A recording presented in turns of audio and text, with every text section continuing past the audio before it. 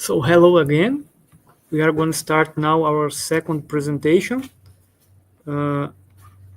Is about this one here, right? Yes. Higgs hierarchy problem of scales versus metastability bound. Anyone knows what? There's a hint what is about this talk. So let us find. Okay, let me check you just. No, I'm just answering your question. Sorry. What did he say? I was just answering your question. Sorry. You can keep going. Okay. So it's about the Higgs vacuum, right? Yes. And we are in the false vacuum or the true vacuum in the transition between both. No. No. Okay. I mean, I think you could analyze that also because there is another paper that talks about some phase transitions problems, but it's more in the early universe thing. So I don't understand it fully. Sorry. Okay. So, hi everyone. So just to give a little context, my PhD and my master's were a lot about the hierarchy problem and its relation to the LHC. And then we had very strict bounds from the LHC. We could not find supersymmetry. And this put the hierarchy problem a little bit off the picture. But I don't fully understand now. And we did have a talk with Manfred saying, why are we ignoring this problem? Shouldn't it be a motivation to do more theory or to look differently to the data? And then I found this paper, where is it? On Higgs criticality. And I wanted to understand how they were seeing this collider problem with the hierarchy problem. They do more. There are a lot of papers on this subject, and some of them even talk about the cosmological constant problem, which is another naturalness problem. So naturalness problem is when we find things that are too big or too small. And we have three of them in particle physics. We have the cosmological constant, the hierarchy problem, which is the Higgs mass quantum corrections. And we have also the strong CP problem. We have a lot of people working with axions and axion-like particles that are going this way also. So they do talk about all of them in this paper. They talk about all of them in this naturalness paper that I also put on this presentation here. And it was very dense. So I decided to do some introduction. I know we have some early students that still don't know much on QFT. So I'm going to do an introduction on QFT first. And then I wanted to discuss a little bit on what is the difference between what we usually do with the hierarchy problem and this other proposition on the metastability bound. Okay. So the students never saw this. Please don't be too much traumatized because renormalization is really hard topic. If you take Schwartz book, it's almost 10 chapters on it. So it is a lot to take in, okay? Yeah, okay, I already talked about those things. Good. The page. Yes. How do I do that? The points, 3 points. F11. Or F11. Yeah, never remember that. Okay, thank you. So if you take the Paskin QFT book, we have chapter 4 that is a little introductory. So there is this could be almost one semester of QFT course to build all the Feynman rules and the scatterings and everything. So, and I'm going to talk it in one single slide. So please don't, if you don't understand, just let me know. So if you're starting from quantum mechanics, you can think about the way we write an interaction dependent on time. So you have this initial state, Hamiltonian dependent on time, and final state. And what we usually do is to expand it in a Dyson series. So this page here is from Peskin. You can see here you have the Hamiltonian dependent on time. And this U of T0 will be the Dyson expansion, which is an iterative, how do you say that? Iterativo? Iterative. Okay. Expansion that you see you have always the integral of h and then the two integrals of h and three integrals of h and therefore. Okay. If you take the first order, you can derive green functions that gives you propagators. You calculate an amplitude from the Feynman diagrams. That's pretty much what we do in QFT. And again, this is like one whole semester we could talk about it, so I'm not going into details, okay? But the physics 3 level would come from this. And the problem is when you take the next leading order, the one loop processes. So you could read very basically a text that is on Hausen, quarks, and leptons. This is chapter 7. It is very confusing because this is an introductory book, and they're talking about very abstract concepts on QFT, but still you could find how we usually do these calculations. So when we encounter a one loop process like this one, you have on the left, so you have some scattering and you have contributions at next to leading order with this bubble, right? With this loop. It's not a bubble, but it's a loop with two fermions that have an intrinsic momentum. So we need to integrate this loop with this intrinsic momentum to find the first order amplitude, okay? And this is the 718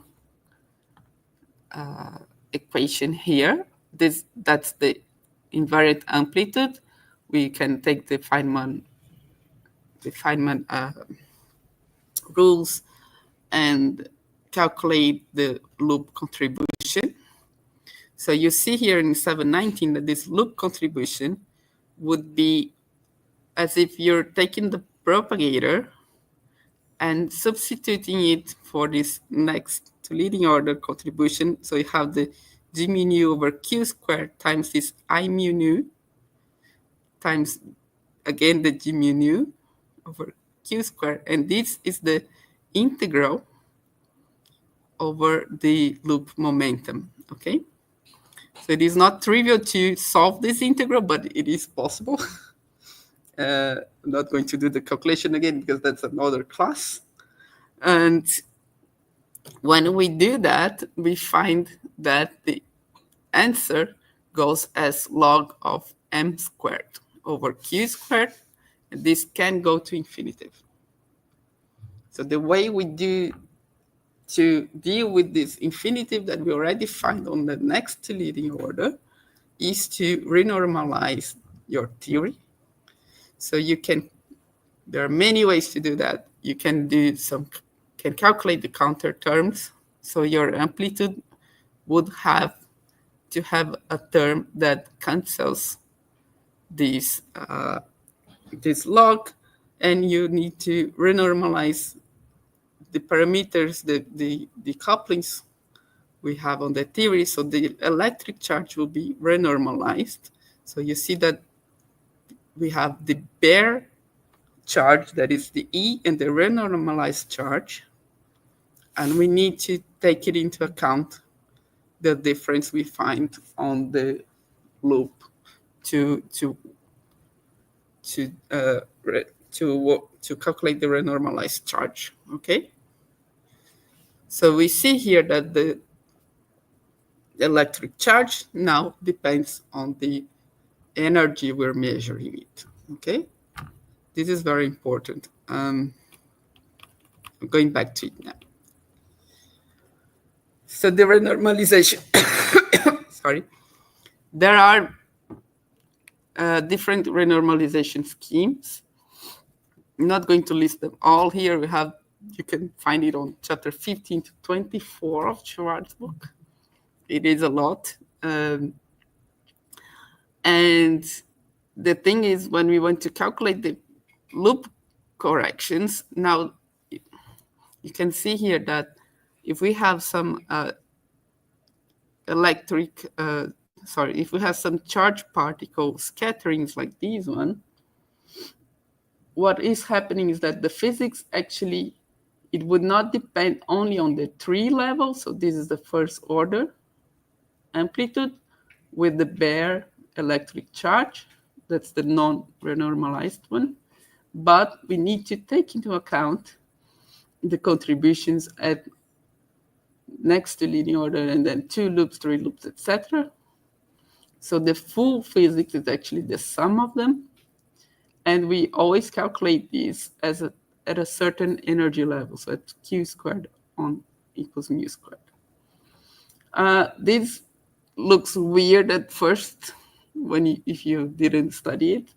However, we do have the most precise measurement in physics due to these calculations, and we can calculate the hyperfine structure constant.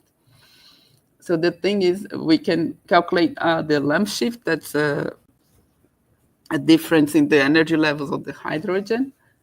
If we renormalize the theory with the Coulomb potential and renormalize the electric charge.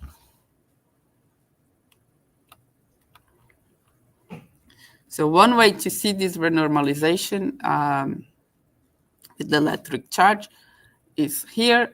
We have the Coulomb potential with the renormalized electric charge in 23.5. This is from Schwartz's book. And we need to take into account the contributions, not only tree level, 1 loop, 2 loop, etc., that will make our potential to be the renormalized charge over p squared. P is the photon momentum. And this would have contribution in log of p squared with this term, and then this term squared, cubed, and therefore.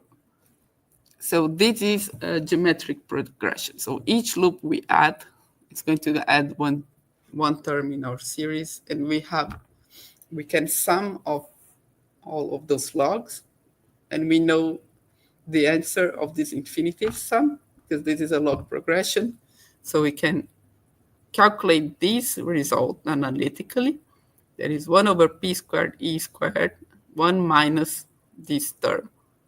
Okay, that is e squared 12 pi squared log of p squared over p of 0. So we have an effective charge now. This effective charge is dependent on p squared. So it's dependent on the momentum or the energy of the photon. And it goes like this. Okay? Can you see that a little? So this is from the vacuum fluctuation. Another way to see this problem is through renormalization group. So now we're going to see the electric charge or the coupling of your theory as a differential equation, okay? And we solve it dynamically. What Andres was asking was, why do you have the UV? So if you think this problem as a differential equation, you need to solve a differential equation, you need boundary conditions, okay? So if we're going to do a running coupling constant, that is the Now your electric charge or your couplings are dependent on the energy, and you need to solve this differential equation. You need to have a boundary. You need to have your theory valid from the infrared to the ultraviolet scale of energies, okay?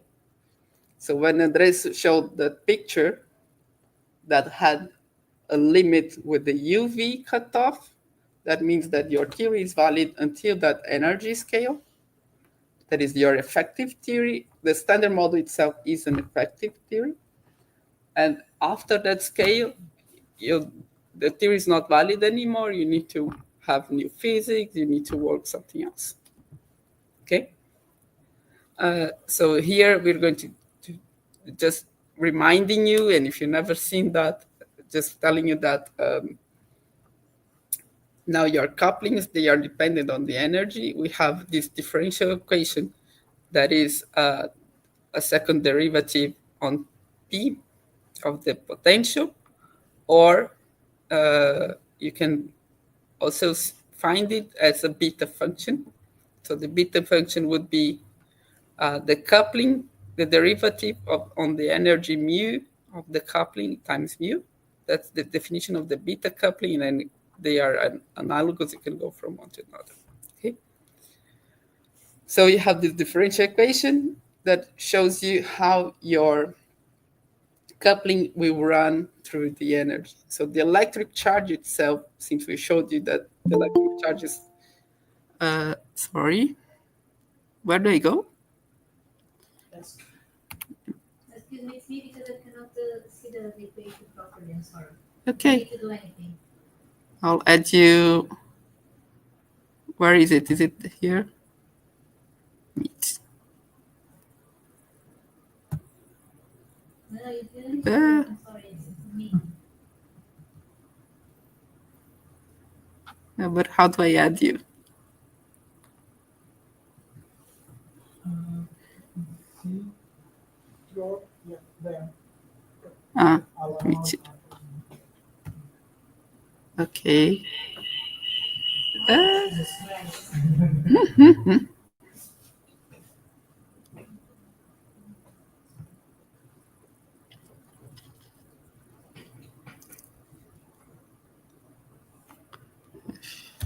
F11. Okay.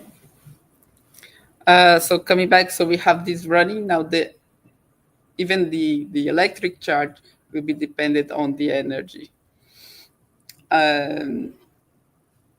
So the electric charge we have measured on a Millikan experiment classically is not going to be the same one that we're going to use on the LHC, for example. So we have measured very properly, for instance, the fine structure at the Z mass, that is 1/138.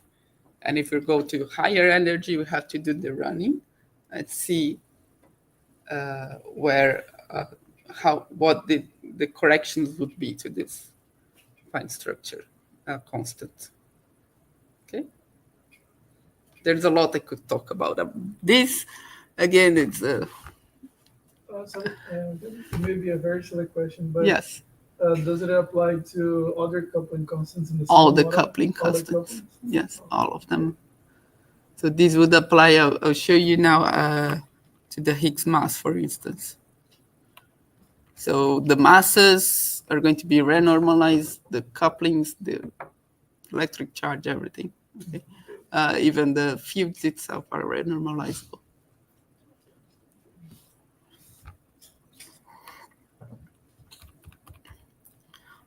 So this from a Schwartz book, how they solve the same problem with the electric charge, with the vacuum polarization, using an effective using the renormalization group equation. So we have the same potential they have solved before. Yes. Sorry, Gabi. Just to, it's a question. Adjacent. In this case, the group renormalization would be all the couplings, for example, that can be solved using the beta function. Oh, by the way, I mean using the approach of the differential equation. Sorry, couldn't hear you well. Did you guys understand? Sorry, I was distant from the computer. My question is, for the randomization group, we have this equation, right? Yes. And my question, sometimes we're gonna see something like we have the randomization group equations, right? Yes. And my question is, then all of the couplings or things that I want to describe, they would, if they can be represented, or at least they can, the dynamics can be described using the randomization group equation, this equation that you're showing. In this case, I would say that these things are part of this group. These things Did you are get the? Part of the Sorry, did you get? Part It's of the like group? because what I mean is, they always call it a group, yes. right? Yeah. And my question is like, they call it a group in the sense that they respect the same evolution equation. Yeah. It's a question. Yeah, I think so. And also, you can have different equations for different couplings. So you have the evolution, you have the whole standard model, for instance, but you have different evolution for the QED fine structure and completely different evolution for the strong coupling. So you have two different equations for that. So you have the standard model has SU3 times SU2 times U1, but the QED equation is completely different from the QCD equation. You have different. So, okay, so in this case, for example, this mu letter defines the square of the energy, right? Yeah, it comes from the energy you're measuring it. Okay, so in this case, for example, this beta function is for the QED. If what changes? It will be the order of the differential equation. I couldn't hear you. Yeah, the last question. So the change that you're talking, for example, for QED we have a billion theory, right? And yes, and this, I don't know if there is any relation. I'm just asking because I have interest to learn more about it. And in this case, the derivative is at one order, right? Mm-hmm. It's one order. So in the case of QCD, for example, and electroweak, that we have non-abelian symmetries. In this case, how are the equations? They are second order, for example, in the derivative. No, the equation is the same, but the theory is different. So it's going to be a different beta function. So you can go like. No, yes, okay, that's what I mean. QCD Exactly. beta That's what I mean, function. because to me they were the same. I see. Yeah. Because to me they were the same, but you change exactly. Perfect. Yeah. So the beta function. So this is always true. The beta function always is the defined derivative like that. of the coupling. However, Okay, if you so I take thought I have learned QCD, different, but okay, got it. the coupling will add differently. You have a different beta function. So QED, the beta function is this e to cube over 12 pi, and then QCD you have a completely different beta function. Exactly. That comes. Okay, see what you mean, because when you said I thought you were saying, for example, we would have a different type of differential equation, but I got what you mean, and that's true. Yes, of course. For each coupling, we're gonna have different. It's going to have its beta function, yes, and then you see that the two interactions are completely different. Because one, they have different sign here in the beta function. So yeah, because Yes, the and if QCD, also there is something related to that, right? yes. So We can thank you very make much. a little, I'm sorry for interrupting you. yeah, we can make a little class on it later on, but today I still want to discuss a few other things. Yeah, I'm sorry. Thank you very much. That's okay. It's actually a very hard topic, and we could discuss more. And I don't know how much you've seen that on courses here. But yeah, okay. So this is the QED solution. You have the Coulomb potential, you have the renormalized charge, and when we do the derivative, we see here that that we're going to have these 23.11 equation with the derivative of the potential and how the renormalization group equation is going to be like. Then they take the one loop correction, so your results in order of p squared, and we find these differential equation of the electric charge that when we solve it, it gives us the same result as before with the log summation. So this is a different way to solve the same problem with the renormalization of the electric charge. Okay. Good. And then I was studying reading a little bit on these renormalization group equations to understand the paper I wanted to read, and found these also in the Schwartz book, that you can have in the renormalization group two different approaches. You have the Wilsonian renormalization group, where your couplings will be dependent on the UV. So it will be dependent on the cutoff, on the energy that is maximally your theory valid, okay? And you have also the continuum renormalization group that is different. So the observables are independent of the renormalization conditions in the scales of the energy. And you see here that the invariance holds after the theory is renormalized and the cutoff is removed. So this is a different regularization scheme, for instance, with this MS bar, where we have the scales replaced by this mu that is also an energy scale. And the continuum renormalization group comes from mu independence. So this is going to be important in a few minutes. But first, I'm going to talk about the hierarchy problem, okay? So I know it's a lot to take in.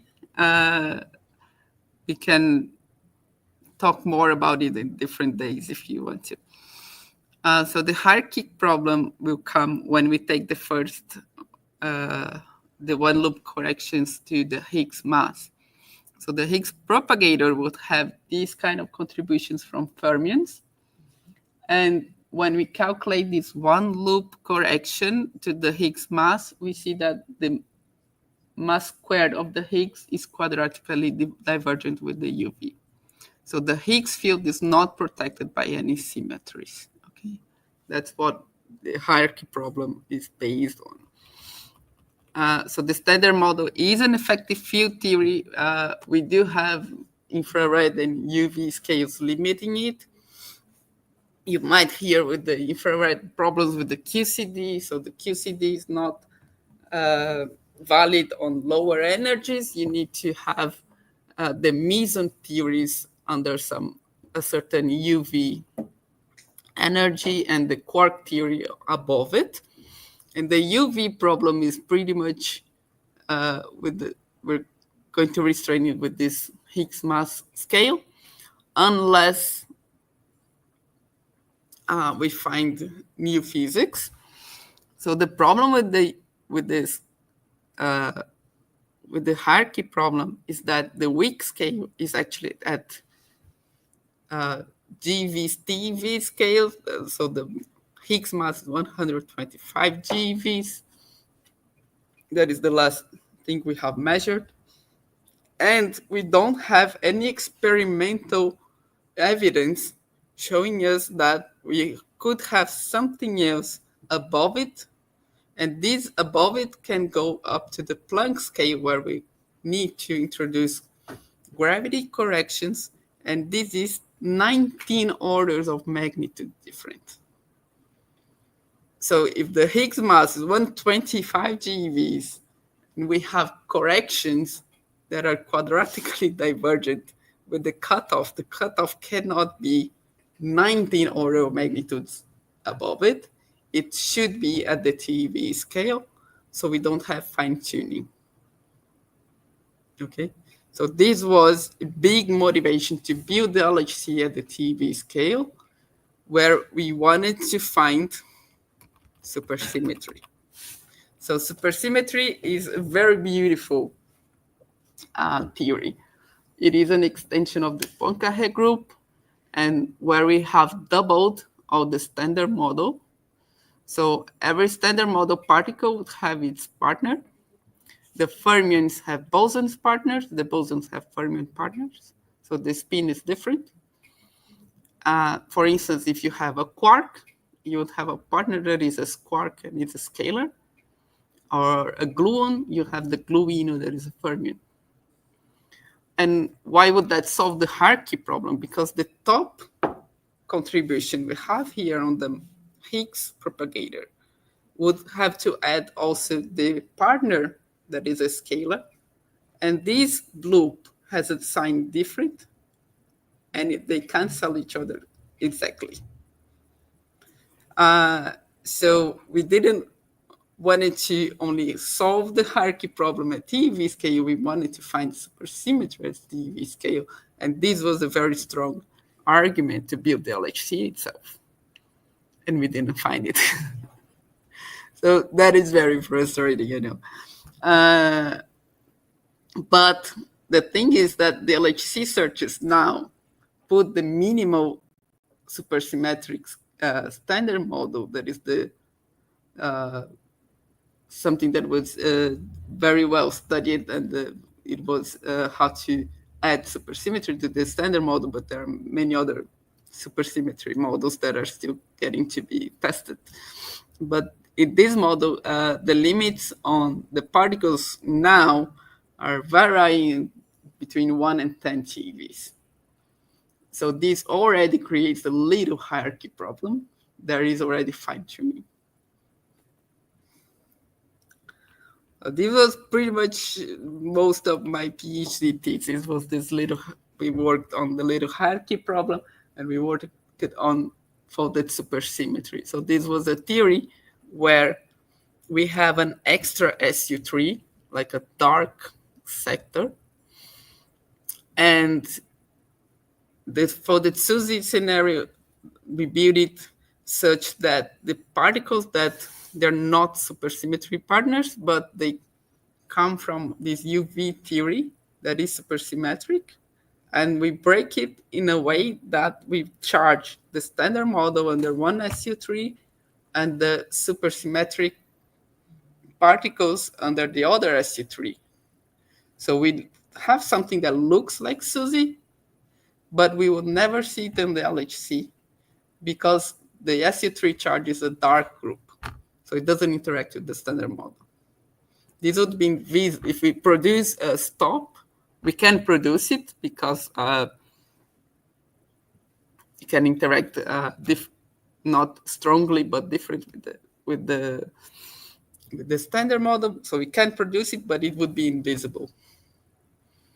And then it decays to glue balls. The glue balls goes to Higgs, and then BB bar. So we have a very highly displaced vertices.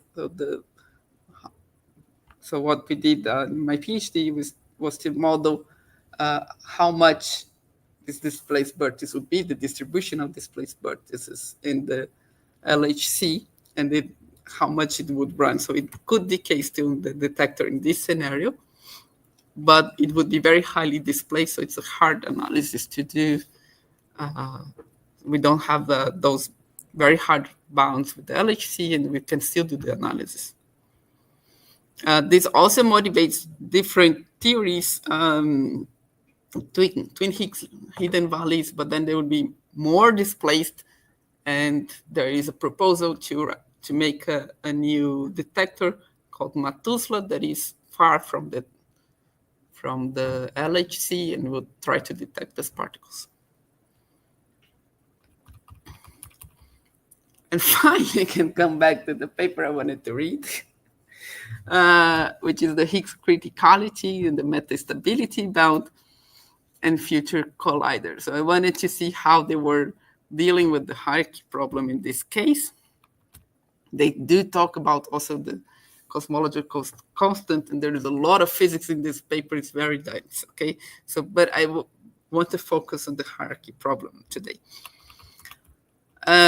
So I'll go back to this slide where I told you that there are two approaches to the renormalization group. That is one that depends on the cutoff and the other doesn't. So what I understood from the paper, and if someone wants to read it, because I think it's a very hard topic to talk about, is that we were doing the Wilsonian renormalization group where the mass is quadratically different, quadratically divergent. And then I was trying to understand how they did this metastability bound. Pretty hard, but I think they're using this second approach because they're calculating the loop corrections in the MS bar.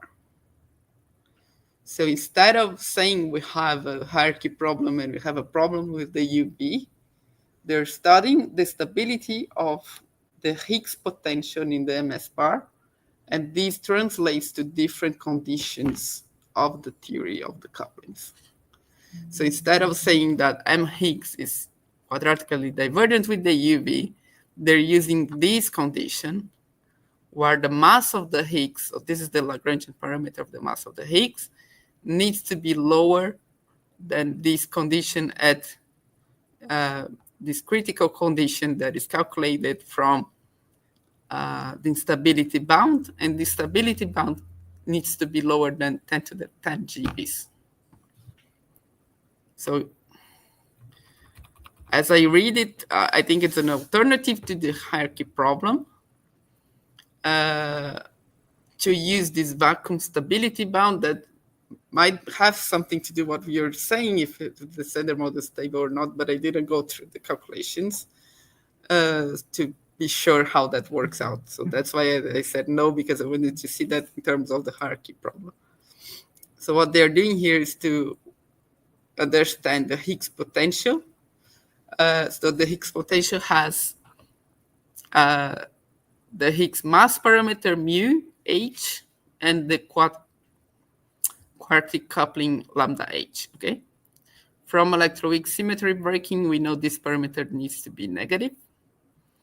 And the VEV requires lambda h to be positive to have a VEV. And what they're claiming here is that this RG evolution in the MS bar of the quartic coupling is unstable if lambda is negative at the UV. So this creates a stability scale mu I, and this lambda at mu I needs to be 0, and that puts it down in 10 to the 10 GeVs. So the problem now is an infrared stability, where this mass parameter mu that is related to the Higgs mass, like this is the 3-level relation, and they have now this critical, now the mass of the Higgs need to be, the Higgs mass parameter mu needs to be lower than this critical energy that we calculate from the instability bound. And we need to exponentially separate it to the UV scale. So the UV scale can be very high, but we only need to obey this relation. So it's a completely different way to see the problem.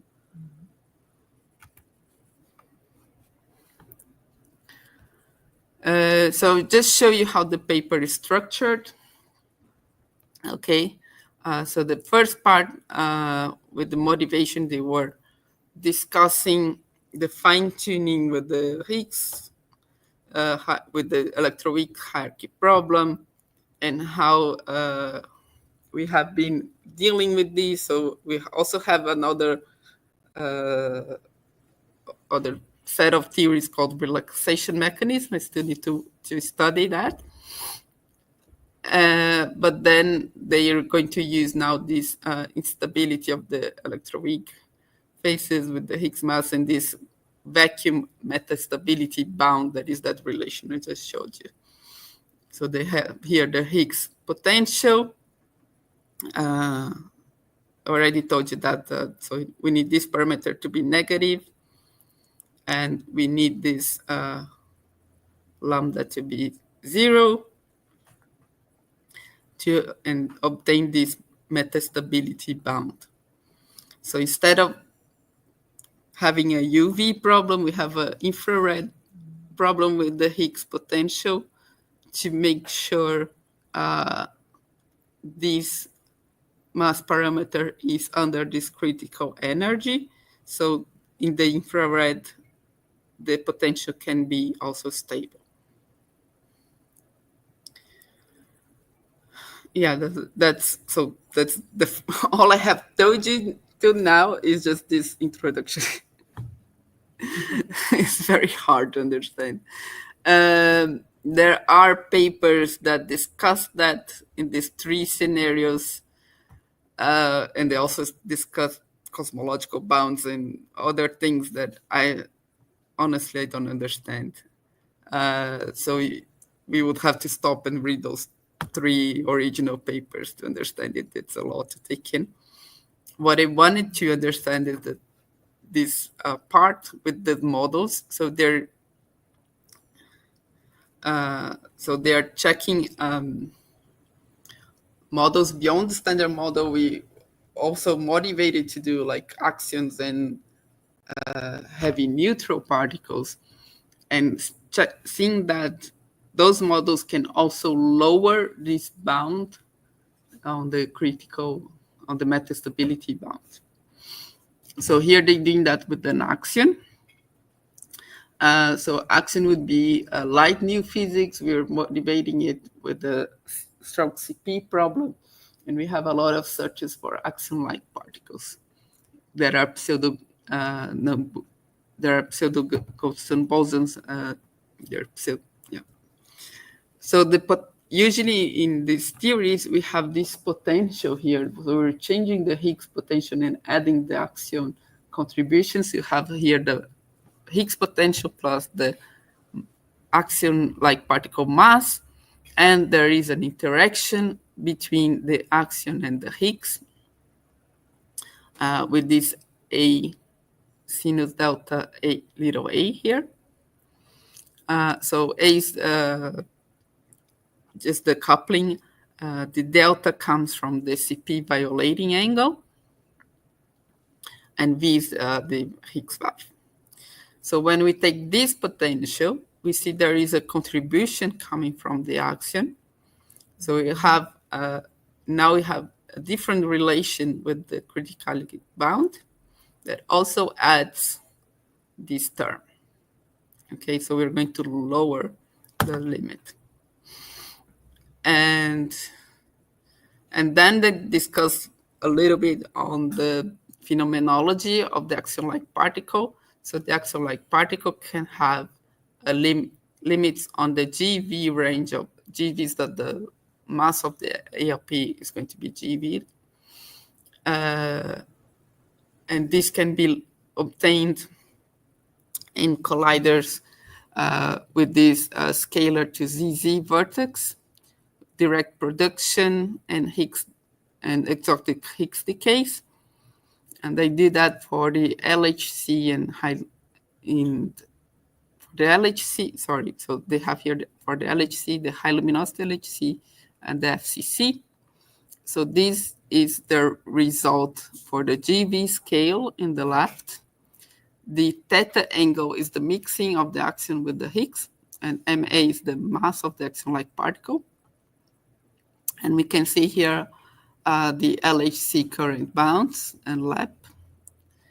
Then we have the limits for the high luminosity in the dashed line.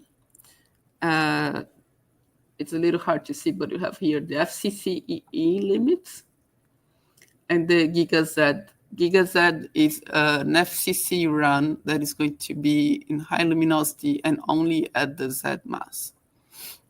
And it can go even lower.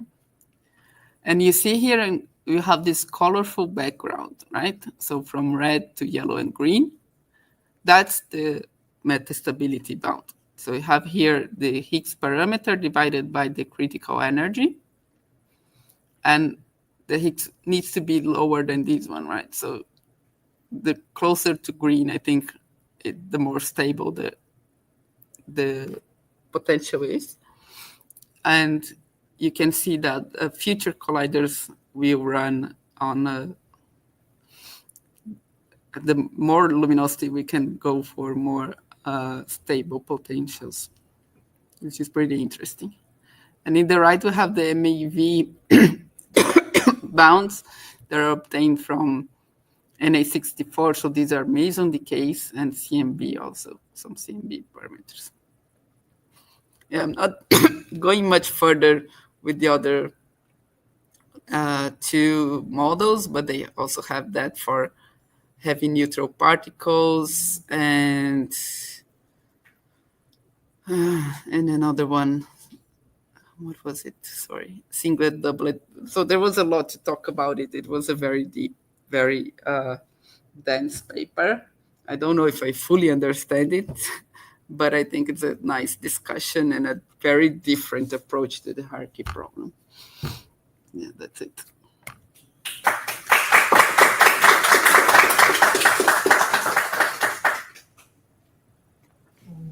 Very nice, Gabi. Thank you very much. May I ask you another question? Can you hear me well? Did you understand? Can you hear me? Can you hear me well? No, it's hard to hear you. Sorry. Okay, sorry. So, and now, what about now? Yes. Okay. My question is, you talked and that the Higgs hierarchy problem arises from the correction of the propagator of the Higgs related to the top mass, right?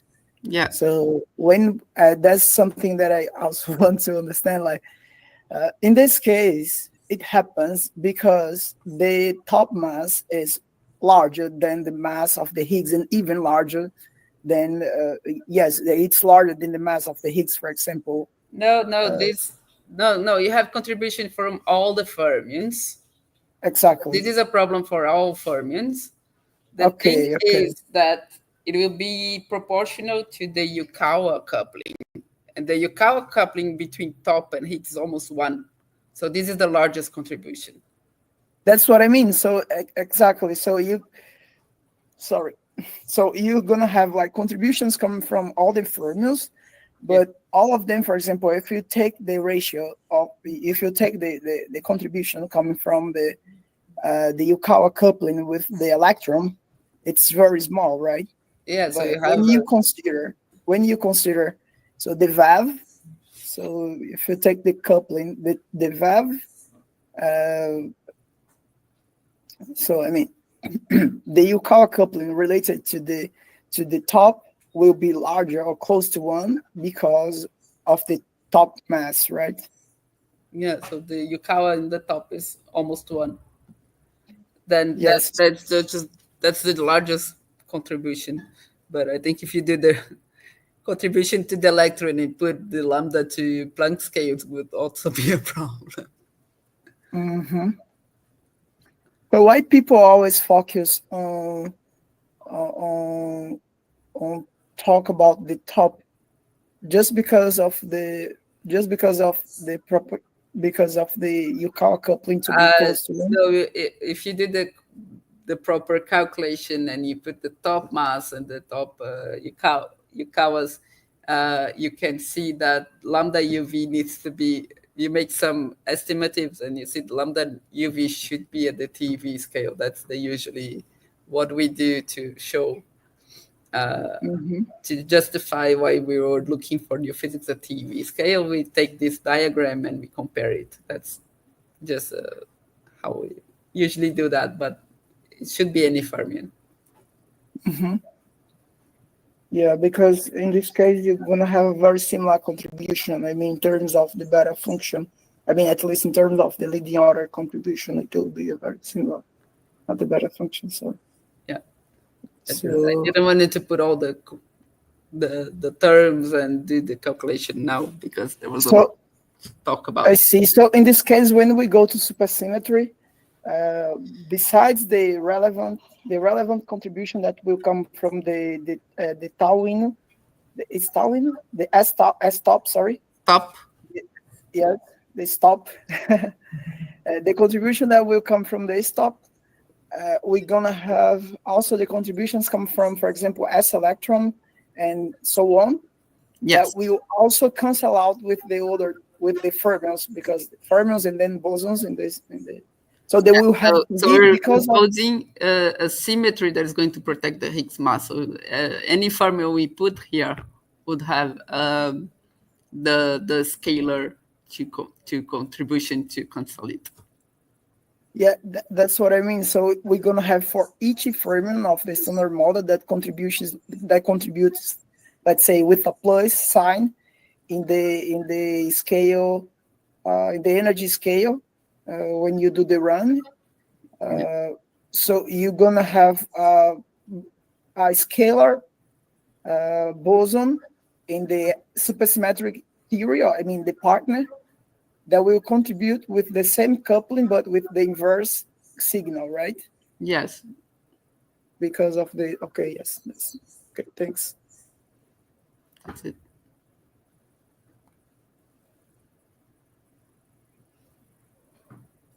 More questions? So let's thank the speaker again.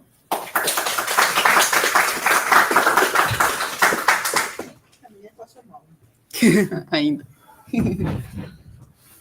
Quando chegar em Campus 2, eles passam.